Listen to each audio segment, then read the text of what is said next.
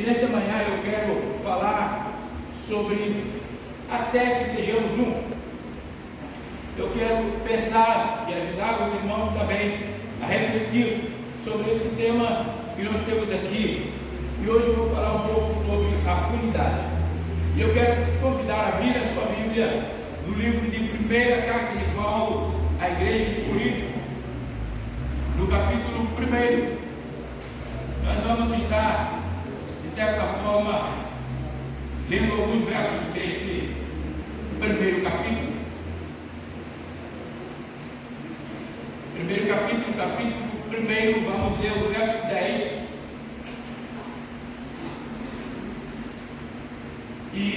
ou até o versículo 13. Diz assim a palavra do eterno Senhor: Irmãos, pelo nome do nosso Senhor Jesus Cristo, peço-lhes que estejam todos de acordo naquilo que falam e não haja divisões entre vocês. Pelo contrário, que vocês sejam unidos no mesmo modo de pensar, no mesmo propósito.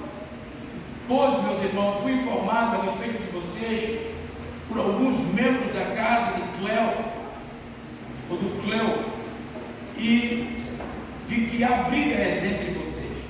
Refiro-me ao fato de um de vocês dizer: eu sou de Paulo, ou sou de Apolo, ou sou do Cefas, ou sou do Cristo. Será que Cristo está dividido? Será que foi Paulo, ou será que Paulo foi crucificado por vocês? Ou será que vocês foram batizados em nome de Paulo?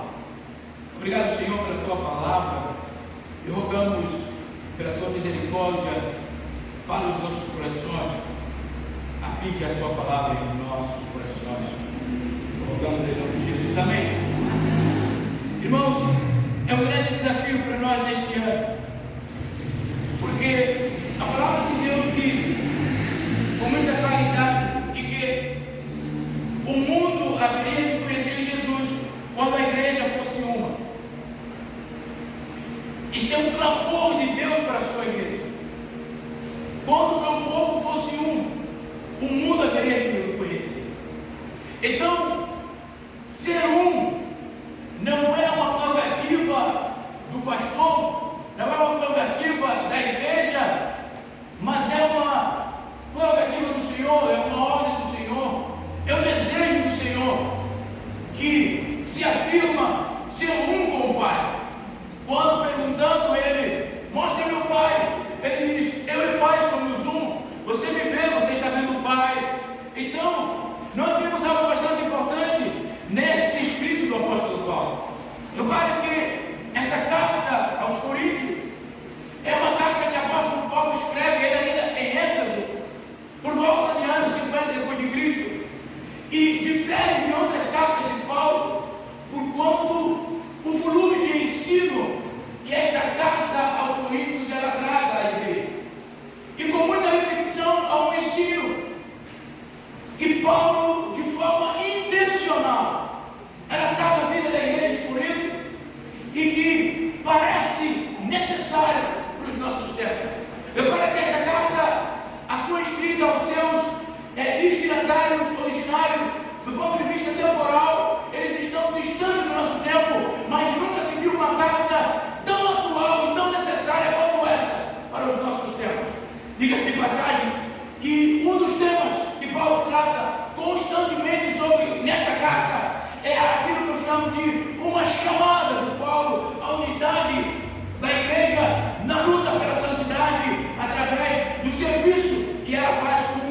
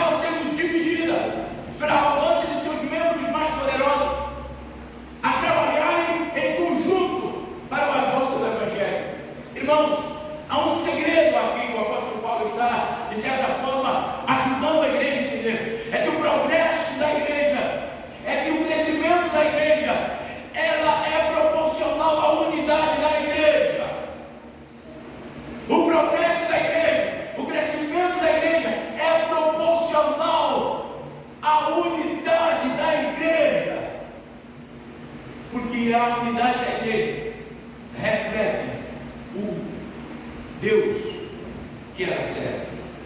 Irmãos, Paulo, de forma carinhosa, e abre-se um parênteses para nós vermos como Paulo começa a sua narrativa. Ele começa repreendendo o povo, chamando eles de irmãos. Ele simplesmente, de forma repetitiva, usa essa palavra irmãos, para dizer para o povo, mandando uma mensagem de que não há condição de nós nos dividirmos quando nós temos o mesmo Pai, quando o interesse é o mesmo, quando o assunto é a glória do Senhor. Isso claramente quer dizer que a cruz de Cristo deve ser a ênfase do relacionamento da igreja, deve ser a ênfase do tratamento e da nossa mensagem para com o outro. Isto sugere lealdade a Cristo e lealdade à igreja dele. Paulo traz uma mensagem de esperança à igreja e visa curá-la, curar a igreja, trazê-la à sintonia do Evangelho. Ou seja, para Paulo, as pessoas que constituem a igreja devem trabalhar pela unidade, edificando-se mutuamente e não o contrário, como por exemplo, sendo um instrumento de discórdia e divisão do povo. Paulo está dizendo à igreja: a igreja de Cristo é o povo de Deus, a família de Deus, é o corpo de Cristo, é o templo do Espírito Santo. Como tal, devemos viver em santificação, refletindo o caráter de Cristo. Sabe, há um pastor norte-americano chamado Francis Chan. Ele vai dizer que atualmente o mundo nos odeia, não porque nos parecemos com Cristo, mas porque não nos parecemos. Somos arrogantes e há uma grave lacuna entre a nossa crença e as nossas ações. O que ele está dizendo é que a gente fala e não vive o que fala.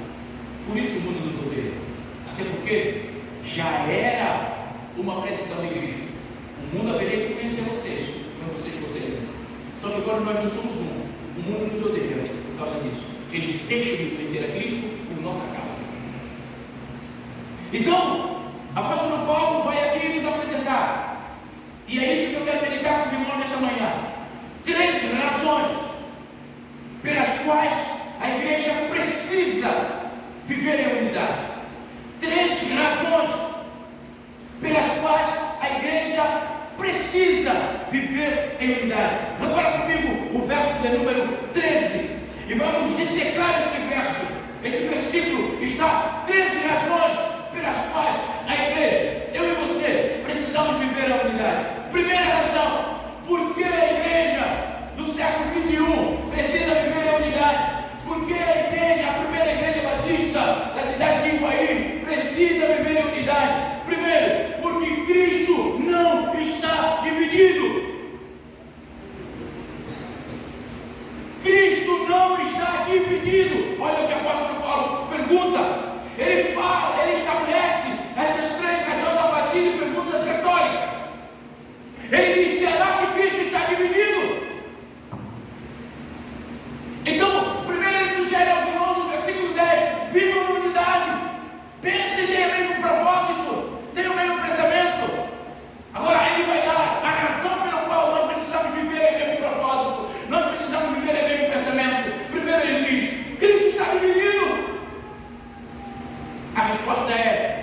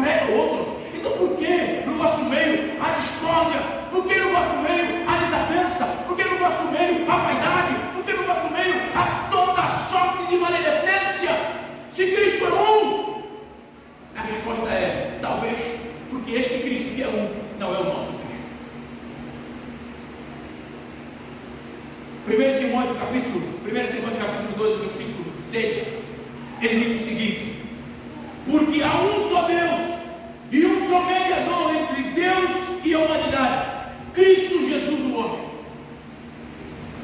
Um só Deus, um só mediador entre Deus e o homem, Jesus Cristo o homem, que deu a si mesmo em resgate por todos, testemunho que se deve dar em tempos oportunos. Meu irmão, diante de uma verdade como essa, como os coríntios criavam contendas entre eles, se havia um só Deus, um só mediador entre Cristo e o homem, ou entre Deus e o homem, Jesus Cristo o homem, então por que os coríntios, eles simplesmente viviam em contenda?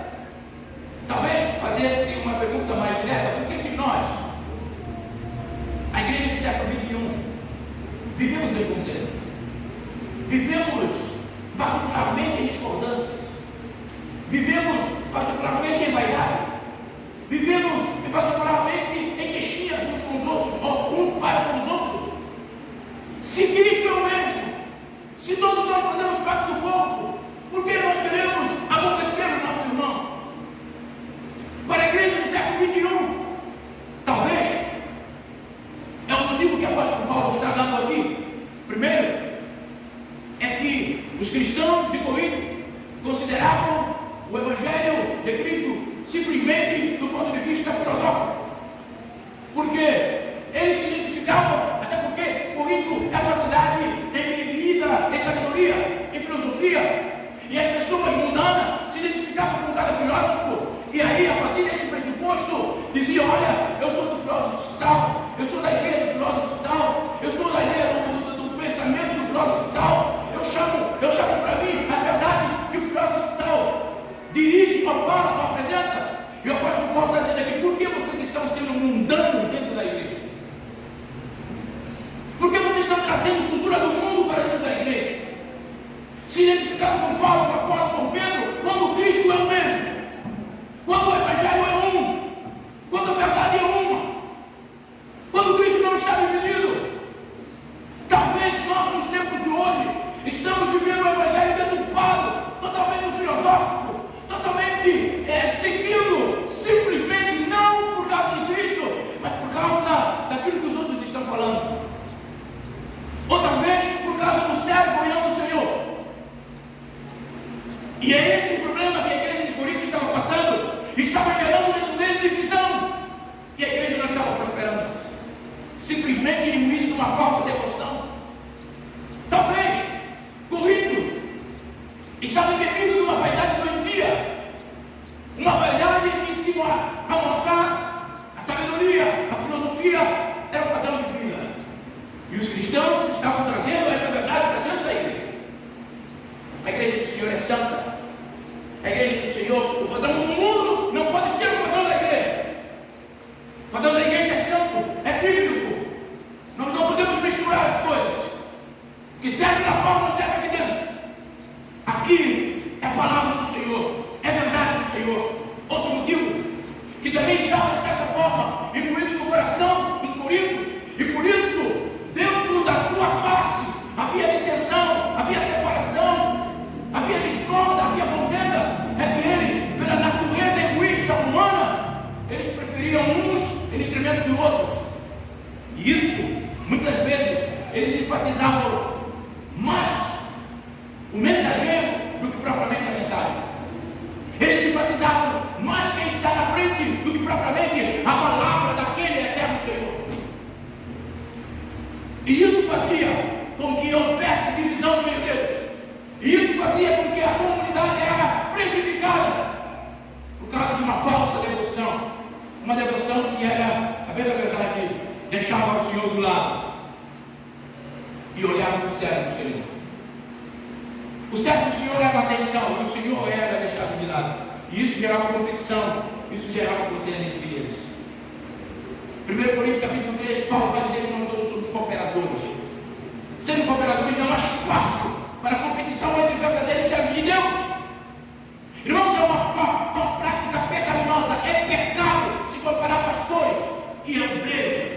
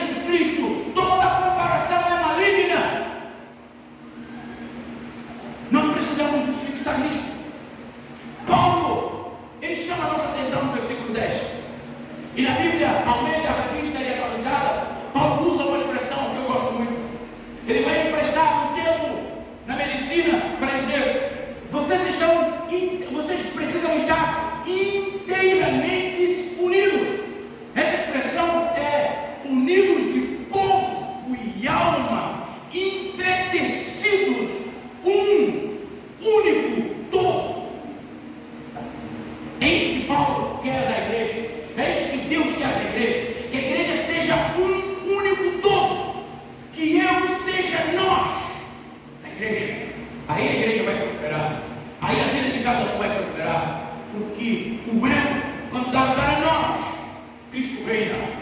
Mas quando o eu toma conta do povo, a rachadura, e no reino dividido não prospera, o Espírito do Senhor não age, porque Deus é um, e nós precisamos assim.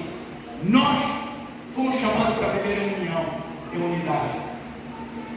Segunda razão que o apóstolo Paulo passa, para que nós vivamos em união ou unidade.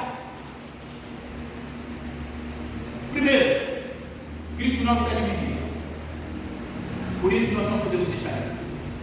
Segundo, foi Cristo crucificado por nós, Cristo morreu por nós, e não homem nenhum. A nossa salvação é mérito de Cristo, não do homem. Repare o que Paulo vai dizer, a parte B do versículo 13 desse capítulo 10. Será que Paulo foi crucificado por vocês? Não! Paulo não foi crucificado por eles. Foi Cristo que morreu por eles. E a mesma forma foi Cristo que morreu por nós.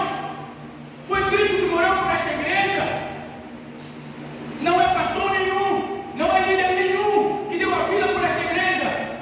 Por isso, nenhum de nós precisamos ou devemos viver a igreja por causa do líder. É pecaminoso tirar o Senhor do centro e colocar seu servo. Reparem o que Paulo aponta sobre o problema de divisão da igreja. Primeiro, Paulo vai falar e ressalta sobre a unidade. Há somente um Salvador. Se há somente um Salvador, e se eu e você fomos salvos por Ele, consequentemente nós precisamos viver a partir da visão e do propósito dele. Segundo, Paulo leva-nos à cruz.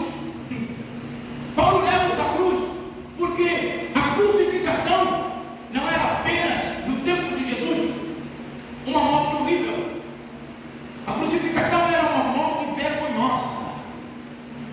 E o que Paulo está querendo dizer é que, embora a morte fosse vergonhosa, aos olhos dos gregos e dos gentios, uma fraqueza, mas dessa, em vez de ser fraqueza, um testemunho de fraqueza, a cruz era um instrumento extraordinário de poder de Deus. Por quê? Porque a cruz, a fraqueza de Deus era mais forte do que os homens, dizendo para mim e para você que a todos nós que fomos chamados pela graça de Deus e que respondemos pela fé, entendemos que a cruz de Cristo deve ser o poder e a sabedoria de Deus que nos capacita a viver a unidade. Se nós formos verdadeiramente salvos e alcançados pela cruz e reconhecemos isso pela fé, essa cruz nos capacita a viver em unidade. Se nós não estamos vivendo em unidade, ainda não fomos capacitados pela cruz. Talvez ainda não passamos por ela. Talvez ainda não reconhecemos. Porque o papel da cruz é unir. O papel da cruz é trazermos a unidade, nos capacitar a unidade. Irmãos, eu costumo dizer, a chave para nós entendermos a fé, a chave para nós vivermos a unidade, é olhar para a cruz. Porque ali estava Jesus. E Ele estabelecendo como nós deveríamos viver. A chave não é Jesus na bastidora. A chave nem é Jesus no templo. A chave não é Jesus nas ruas andando fazendo milagre. Mas a chave da nossa fé é Jesus na cruz e ressurreto. Por isso o apóstolo Paulo diz, eu não prego com sabedoria humana, eu prego a Cristo e Ele crucificado, porque Ele crucificado é a salvação. Meu irmão, minha irmã, foi na cruz, foi na morte de Cristo que Deus revela a loucura da sabedoria humana. Foi na cruz que Deus revela a sabedoria, a fraqueza da mente do homem, quanto a forma de viver, se apoiando no conhecimento do outro homem. Na cruz, Deus simplesmente decreta a falência da sabedoria humana, porque na fraqueza, simplesmente, na fraqueza de Deus, Ele se faz mais forte do que a fortaleza do homem. dizer para mim e para você, irmãos, se queremos viver em unidade, ouvir a verdade, se queremos ser igreja, precisamos olhar para a cruz, precisamos voltar, nos arrepender, precisamos verdadeiramente e genuinamente da cruz do Senhor. Terceiro e último, por que nós precisamos viver em unidade? Nesse tempo, Paulo encerra dizendo assim: terceiro, sabe por que nós precisamos viver em unidade? Porque nós fomos batizados em nome de Jesus. Nós não fomos batizados em nome de ninguém. Olha só o que Paulo vai dizer no final, na parte C do versículo 13: será que vocês foram batizados em nome do Paulo? Não, redondamente não. Vocês não foram batizados em nome do Paulo, vocês foram batizados em nome de Jesus.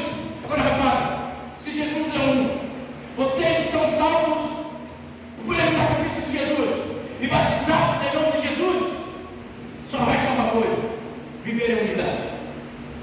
A questão é, e se não vivemos, e se somos contenciosos com outros, talvez seja. E essas três razões precisam ser vistas em nós.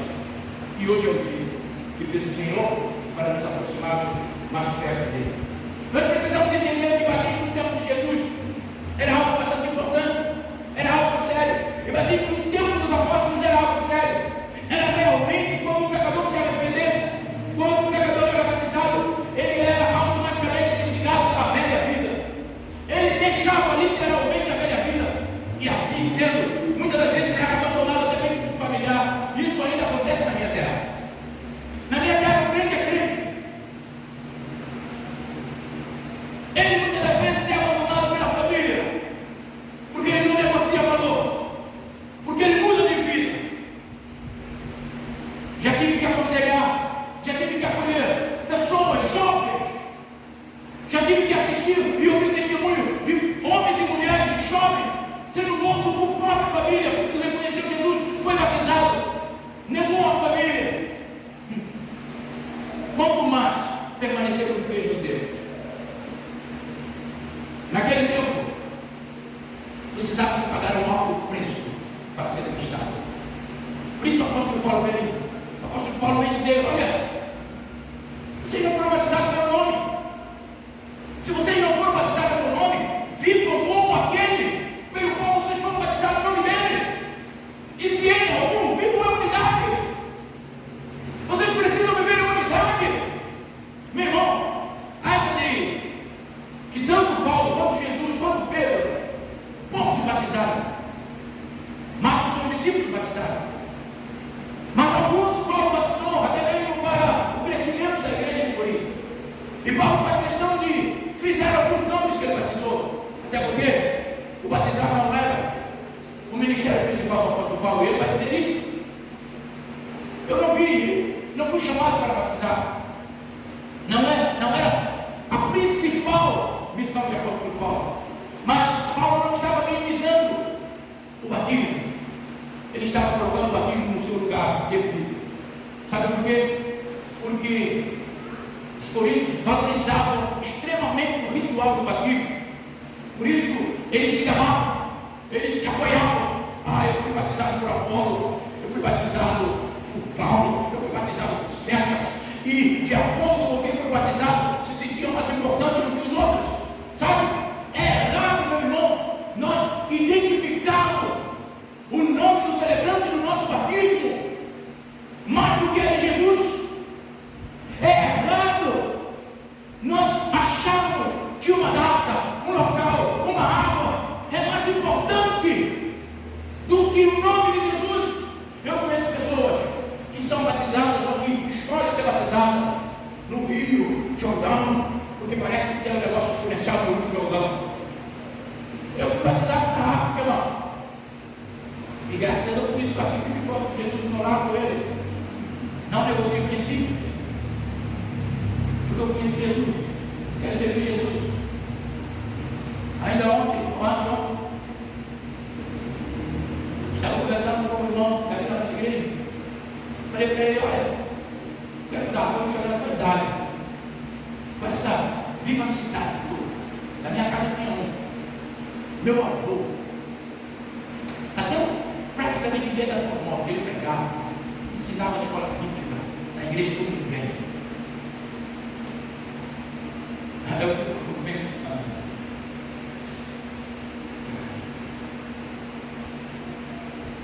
Foi colonizado.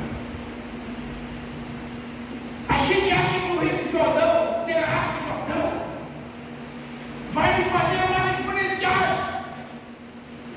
Não, meu irmão. Sabe uma coisa?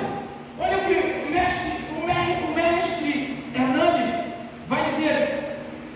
Quando falava sobre a igreja de Corinto, ele diz o que acontecia, ou o que estava acontecendo naquela igreja, é que os irmãos haviam sido batizados por Paulo. Aqueles que haviam sido batizados por Paulo enchiam-se de vaidade, desprezavam e humilhavam os outros cristãos, julgavam-se melhor que eles. É errado, meus irmãos, é errado isso. Em vez de orar a Deus e promover a unidade da igreja, essas pessoas exaltavam os homens e criavam desunião dentro da igreja. Quando a igreja, por isso que eu falei anteriormente, que é uma prática pecaminosa, nós estamos comparando os pastores da igreja, ficar comparando os pastores e seguir homens.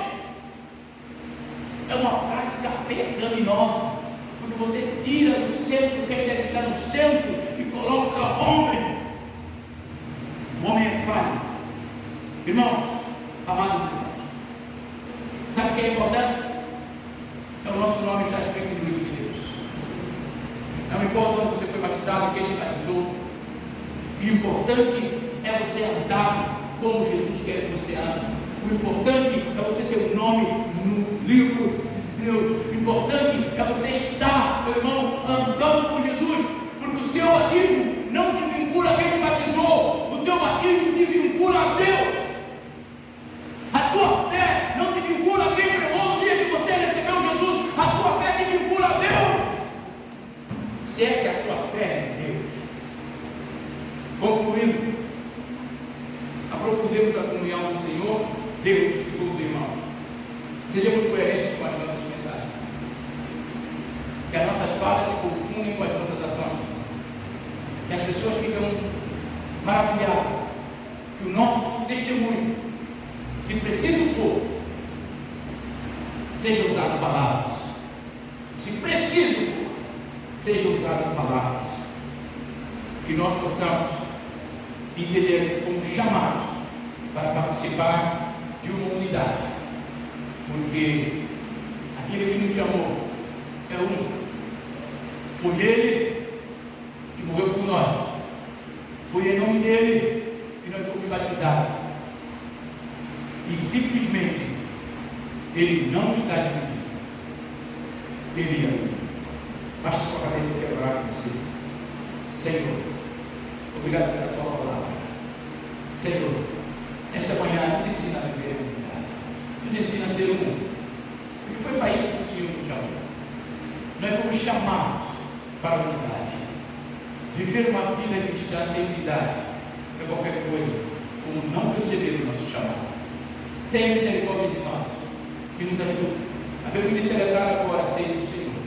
Prepara o nosso coração em unidade. Porque o Senhor diz: eu e o Pai, nós somos um. Você vive, você é o Pai. Ensina-nos, Deus. Ajude-nos, Deus. Essa é a minha oração. Em nome de Jesus. Amém. O amor de Deus o Pai, a graça de Jesus Cristo, seu Filho, a comunhão e consolação do Espírito Santo de Deus, esteja conosco em nós, hoje e sempre.